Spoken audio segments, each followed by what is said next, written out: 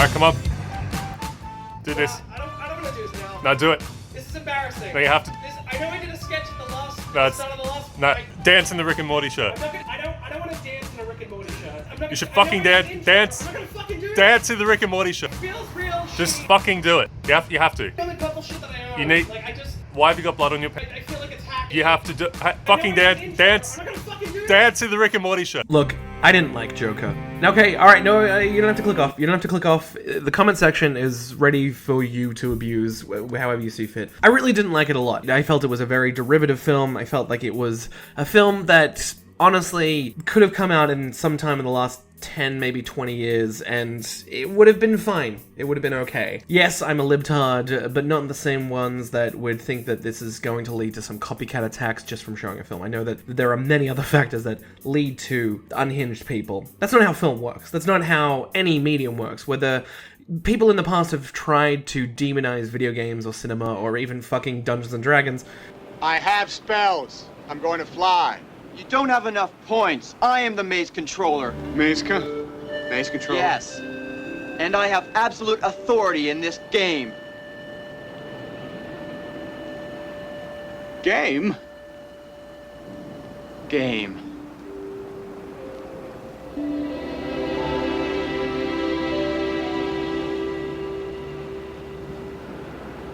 JJ, what am I doing here? You can demonize all you want, but to say to people or to youth at risk, it's just a conservative lie that they push, every 4 to 5 years to show how cool they really are. That the idea of a fictional work can have such an insane influence that it'll drive a person mad. I'm not insane!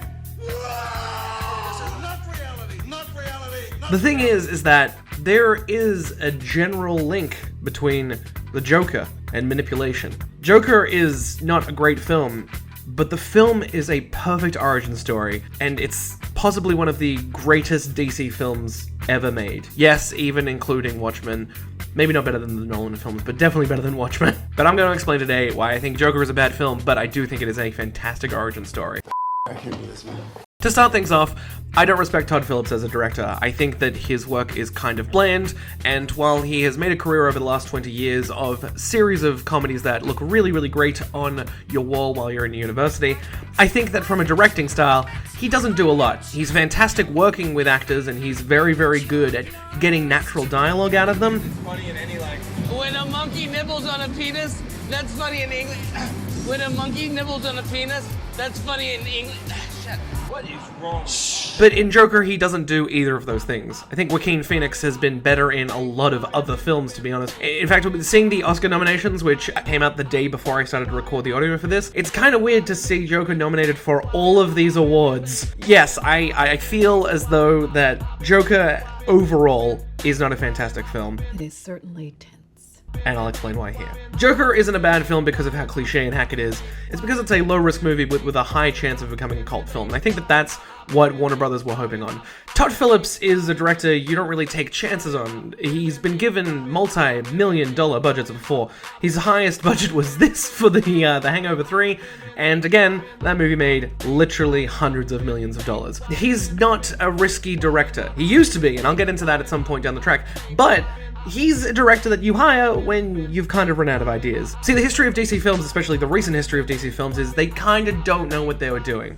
Is this what conquering is? Hiding from the fight?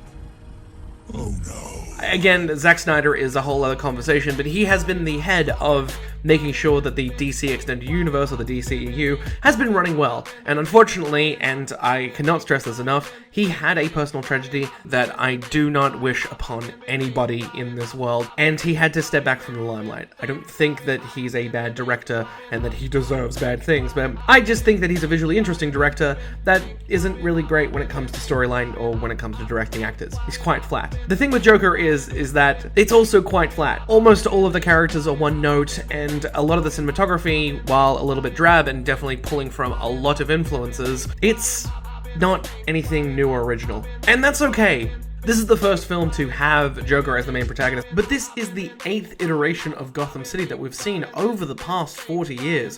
And it does get to a certain point where you do need to borrow from other people or to at least have a unique take on that city and maybe produce your own style. And from there, it's not as bad as Joel Schumacher, but it's definitely no Tim Burton. If there's anybody watching this that, let's say, loved Batman Forever and went into Batman and Robin with great anticipation, if I disappointed them in any way, then I really want to apologize, because it wasn't my intention. My intention was just to entertain. It definitely wears its influences on its sleeves, and look, I think that obviously most people don't know this, but Martin Scorsese helped produce this film. Both him and Bradley Cooper, which I did not realize this until I was walking out of the cinema that he had a producer credit, but both of them definitely had a say in how this film looked and definitely how it was produced. And I'm not saying that Todd Phillips was pulled away creatively. In a lot of videos, including this Vanity Fair Anatomy of a Scene, as well as the Director's Roundtable, he doesn't come off as pretentious. He doesn't come off as over the top. He's actually quite humble. And it's only when you actually start to look at the actual marketing materials and some of these very in-depth interviews that you kind of get a look into Phillips' psyche. He's just a director who wants to make something amazing. And the fact that he's gotten his foot in the door in a huge franchise like this is kind of a big win for him. The problem is that I think Joker could have been way better. There are things that I absolutely love about it. Yes, Joaquin Phoenix's performance is fantastic, but not his best. The score by, and I'm gonna butcher her name here. Hilda, God, I'm gonna have to put it, I'm gonna put in a thing where I actually...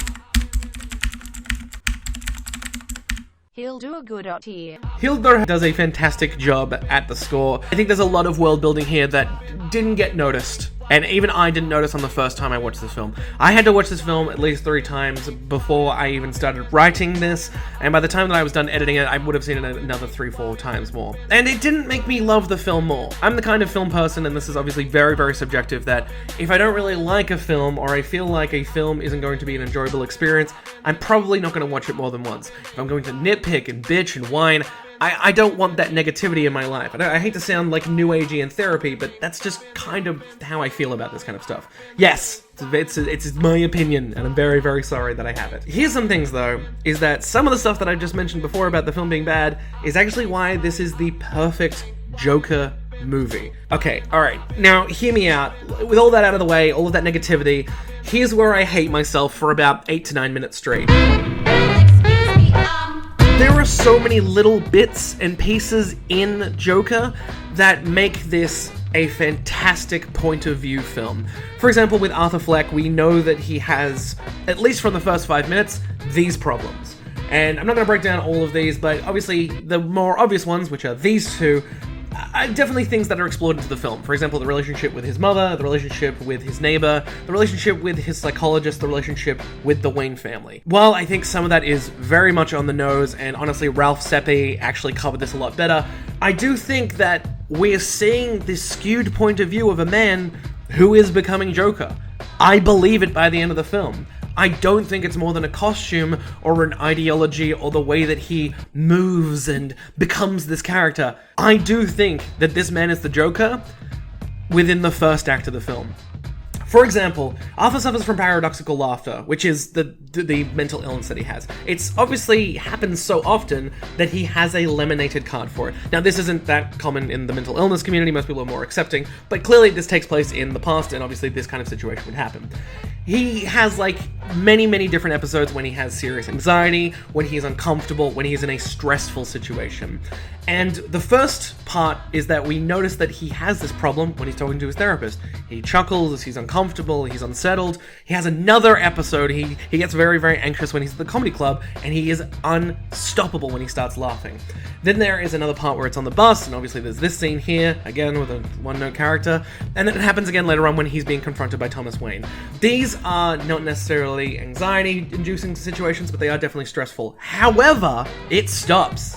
That laughter stops. And the weird part is that it is in itself a metaphor for accepting his character as the Joker. He doesn't start to laugh when he is worried about his own mother or when he smothers her to death. He doesn't have one when he is stabbing Randall to death. He isn't laughing maniacally as he's stabbing someone, as we kind of know the Joker would do. He doesn't have another one when he kills Murray Franklin. In fact, that entire sequence, he doesn't laugh. In fact, he fake laughs when he is using his own diary to tell jokes. As far as I know from my own issues with anxiety and depression, that mental illness isn't just an on-off switch. It isn't just a situation where you feel different and then therefore you kind of go about your day. It's usually, in situations like this, it's ongoing. It's things that you have to be honest about. Hospital. It's a prop. It's part of my act now. That's bullshit. Bullshit. What kind of clown carries a fucking gun? And then you have to go and see people about it. Arthur's affliction, it isn't throughout the entire film. In fact, it is used in itself as a transition. You think this is funny? There are a lot of times when he is trying to stop his own laughter, such as here, and here, and here. He's clearly upset about it. Your boss also gave us one of your cards. This condition of yours, the laughing, is it real? These are attacks, technically. And he's trying to stifle the laughter, he's trying to stop it. But as his life begins to fall apart around him, he is not seeing that life is not a tragedy anymore, it's a comedy. But this is it. This is how it works. This is why the film is from his perspective. Because it's about manipulation. Because I got jumped. Didn't you hear? For a sign. It's bullshit. It doesn't even make sense. Just give him his sign back. He's going out of business, for God's sake, Arthur. Why would I keep his sign? How the fuck do I know? Why doesn't anybody do anything? But the world is solipsistic and chaotic for Joker, and he has to have a reason. We even have a scene where he's talking to his boss and the audio fades out, and you can actually hear, you can actually read the subtitles, what he's actually saying. If you don't return the sign, I gotta take it out of your paycheck. Are we clear? Listen, I'm trying to help you, okay? And I'll tell you something else. The other guys, they don't feel comfortable around you, Arthur, because people think you're weird. Something he refuses to take responsibility for. He manipulates his story time and time again to literally everybody that he's been trained to. He's been lied to by his mother. He's been lied to by the city. We begin to believe and feel sorry for him. This isn't a movie about a man who has a mental illness and then decides to kill people. That's not how mental illnesses work. This is a man who has gone through a system, and yes, it's been rough, but we only know that because it's from his perspective. There are multiple instances in the film where we cut through Arthur's bullshit, but the scene either quickly changes or it fades out with music. We become more and more enveloped in his world and in his lies. This is a man who feigns mental illness as an excuse and then justifies his actions because of it. Now, you might be saying, what does this have to do with Joker and his origin story? We don't really have a good idea about it, and you are correct. What exactly is Joker's origin story? We have had literally almost over a century of Joker material. He can never get that record straight. Like, we have bits and pieces from the different film series, from the Burton films, and obviously the animated stuff, which I really have not explored further enough. If only I'd been paying more attention. Some ideas are even still around from the original DC comics, like what makes the Joker Joker? For example, from the Nolan trilogy, he's like a domestic terrorist. He has this nihilistic ideology that affects every single person he comes in contact with, even Harvey Dent. From the Burton films, he's a wisecracking gangster from like the 40s, and he is just hell-bent on using capitalism and media conglomerates to bring forward an anarchistic? Yeah. Bring forward an anarchistic revolution through wealth distribution. Oh fuck, don't tell 4chan that. From Suicide Squad, he's your meth head cousin who may or may not be into knives and cuckolding. It's really hard to tell. From the Bronze Age of comic books, he is just a joker. He's just this regular laugh-about guy who's constantly pulling pranks on Batman. But despite all of this, through all of these origin stories, what do they all have in common? Okay, yes, there's a lot of purple, that's a singular character trait, but what do all these iterations revolve around? One word: manipulation. It's manipulation. Even from the film canon, we know that the Joker always gets his way. Because Batman lets him go? No. Because he is good at using people and using the mediums and using the motivation that he has to present an argument and then to present chaos. He tells people what they want to hear time and time again, even if he's about to kill them, in the same scene. And not to go too deep into it, we've seen how this affects major characters in the Batman animated series and the comic book universe. For example, one of the most iconic characters in all of the DC universe and from the comic book universe, the one and only Dr. Harleen Frances Quinzel. Oh, I did not know that was her middle name. AKA Harley Quinn. Yes, there are some scenes for this in Suicide Squad, and some that were deleted, which, thank Jesus Christ for that. And honestly, I don't have the time to go into the Suicide Squad of things here. We are kind of just focused on the Joker. But from a wider perspective, in both the Nolan and Burton films, Joker somehow convinces even the smartest of people in the Batman universe to join his side. Yes, there are goons and mob bosses and all these types of people, but they're still in the hundreds. He convinces people in the streets to follow his fractured philosophy. He injects a bit of chaos, and he does it again in Joker. But not to anybody in the movie. That's where things change. He doesn't force his manipulation on the characters of the movie. It's the crowds. It's the hordes of people. It's the audience. It's us. We're the ones being manipulated. On multiple occasions, we are lied to directly by Arthur Fleck, but it's the film that's doing it. Yes, and spoilers, I know that is a big part of the second act twist. We already had a spoiler warning at the start of the video, but I'm talking about even from the first act. There are things that happen in the movie that I didn't even notice from a second or third or fourth or fifth or sixth viewing that I began to notice. I began to realize that Arthur Fleck isn't being honest. And it got to the point where there are direct clues in the background and little flourishes from the art direction team that they were being slowly pulled into the world of a narcissist, the world of a psychopath, the world of a man who sees the world in his own image. Last time I ended up taking it out on some people, I thought it was going to bother me, but it really hasn't. And it gets to a point where there are single bits of information that just drip into the rest of the movie. We know we can't trust the Joker, but we can trust Todd Phillips. I read something where you said that lying is an essential skill in making documentaries, and I read it as sort of the same kind of hustle you have to do to get a script made, or the same kind of hustle to get a product into an investor's office for a maybe for a manipulation pitch. is a better word. You know, Right. There's a certain amount of manipulation involved in directing. Beyond all of that, as an audience, we fell for the wider joke that Warner Brothers, Todd Phillips, Joaquin Phoenix, Bradley Cooper, and everybody played on us.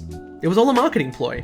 From the start of the Cannes buzz, which, I mean, they couldn't have predicted, but once they had that in the bag, they had free reign to do whatever they wanted to, up until, yes, the Oscar nominations. Didn't you think it was weird that Joaquin Phoenix, a man who really doesn't like talk show interviews, would go on a talk show interview, and that in itself would be a major plot point for the film he was promoting? Didn't you think that was a little bit weird? Maybe a little bit manipulative? I don't know. And now we can look at it from a filmmaker's perspective. Yes, a film is a creative process that brings in every single person necessary to make a film work. And yes, there are very, very few exceptions where there are tight crews and auteurs and small budgets and even smaller crews, but a collaborative discussion has to be had between the director and thousands of people to make a movie amazing, because no one sets out to make a bad one. And to clarify, I don't think Joker is a terrible film, I just don't think it's a great film. The thing is, and this is something people forget about Todd Phillips, is where he came from. And no, I'm not talking about Road Trip or the fucking Hangover movies, I'm talking about the world of documentary filmmaking. Phillips' first film, the one he cut his teeth on, was a documentary about this man. This is G.G. Allin, a punk rock god known for being more hardcore than almost any punk musician, even beyond any musician known to man. Allin pushed the line between what was real and what was performance art, between what was music and what could be performance in general. You worried about him, audience, or what? Yeah? But being a goddamn punk motherfucker who truly couldn't give a fuck, and by not giving a fuck, I mean defecation and pissing on stage and starting fights and literally bleeding from the face while playing music. Phillips is a master of presenting perspective. In fact, all great filmmakers are. They're all great manipulators. They are able to put a camera down and make you believe you are watching something more than what it is. A bunch of celluloid on screen. By the end of both Hated and Joker, you have an understanding between yourself, the filmmaker, and the story that's being told here. You have a level of logic and understanding behind what both characters are doing, even if on a daily basis, if you saw that, you would say that that is crazy, that that is insane, that that is psychopathic. Whether or not you think it's real, and whether or not you think this is a dream, or that's a dream, or this is illegal, or that's illegal, that's completely up to you. But there is no moral philosophy here. There are no moral philosophies behind Phillips as a filmmaker, and we have seen that through Road Trip and all of the Hangover movies. This is a man who has no moral basis when it comes to film. There are no rules. There is no law. No gods, no kings, Only Joker and only Todd Phillips. It's funny because people talk a lot in documentaries about fly-on-the-wall filmmaking, you know, and I really do believe in the 50s and 60s when Albert Maysles was making Salesman, there was a value and there was a real authenticity of fly-on-the-wall filmmaking, because I think in the 50s and 60s, people didn't realize the power of the camera. By the time we were making Frat House, people understood that this camera could change your life. What is that? Is that, you know, like at what level are you fucking with it too much? Yes. For us, that's what directing was, but it could be wrong. Now, it took me several months for me to come around to this, and I do think Phillips has it within him to make an amazing film, and I wish it was an original film. It is disappointing that he is one of the many writers and directors that have taken up spaces that, to be fair, other people kind of deserve and should be in there. And look, I don't doubt that. Joker is definitely Phillips' best film by far. And yes, there is very little else to compare it to, but I say that with honest praise. He's been working hard in the industry for over 3 decades at this point, and despite, yes, some arrogance in initial interviews and a lackadaisical approach to, look, even the simplest of reverse shots, even if he made this film on accident, I still think it's a perfect Joker movie. I think it's a perfect origin story. I think he does better than almost any other filmmaker could in the DC universe, except, obviously, the ones I've mentioned previously. With all of the evidence, and with this theory that I present to you, I do think Joker is okay. Okay? Joker is complicated and unreliable and devilish and uncertain and ultimately broken by what he thinks is and always will be one person's fault. One person he can't live without, the Batman.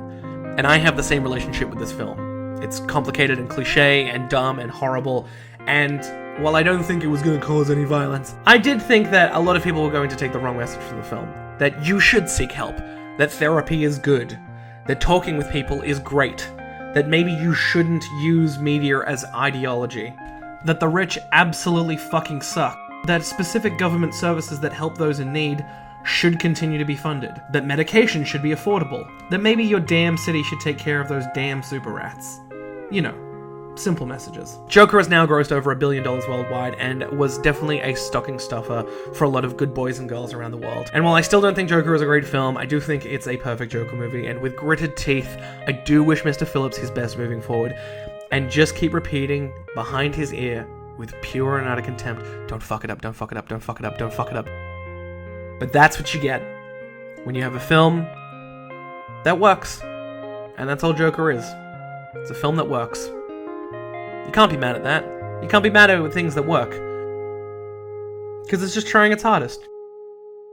So you're overcoming that, but I mean, this film in particular, luckily we had the head of marketing who didn't change, Blair Rich, who really championed it from the script and got what we were trying to do, got that it was sort of an anti-comic book movie, so to speak. Just like I did. For this video. In general, I don't try that very hard. But what I'm saying is you can support me on Patreon. I now have a Patreon now. Isn't that great? I mean, I know you might have seen the Patreon video go up, and it's on the channel now, but it's a real thing. And look, I made very little money last year off YouTube. I was able to monetize my channel, but I don't make a lot of money, and it's kind of a bummer, but also I think what is better, and I would much, much prefer to have no ads on my videos and have your support. So even if there are over 5,000 of you subscribed and about 200 to 300 who watch my videos on a daily basis, even if 1% of you gave money to my Patreon, that is over half the money that I made last year off YouTube. And I'm saying, you don't have to do that. There are multiple tiers. You can check the website, the link is below, or you can use this bit.ly/PatreonHarrison to go directly there. If you want to support me, please do. I'm still going to keep making videos. I love this. I love what I do. Editing and doing these commentary videos. I don't want to say it's my life because I can't make any money off it, but obviously I appreciate that you guys care and watch these things, and I just want to thank you. I want to thank you a whole bunch for watching all of my content last year, and this being my first real video of 2020. It was very hard to put together. Again, it's Joker is a difficult watch, and I really highly suggest people watch Ralph Seppi's video because he goes more into the finer details why it's a bad film. I just didn't think that I needed to go into that because one, I can't deal with the comments, and two, I don't think it's that horrible. I just think it's mediocre. I just think it's very cliche. I just think that there are better superhero films. There are better films in general. Joaquin Phoenix has been in better films. But good on Todd Phillips. But yeah, I just want to tell you that I love you. Hope you're having a great day. And do like and subscribe and do support me on Patreon if you want. Thank you so much. Bye.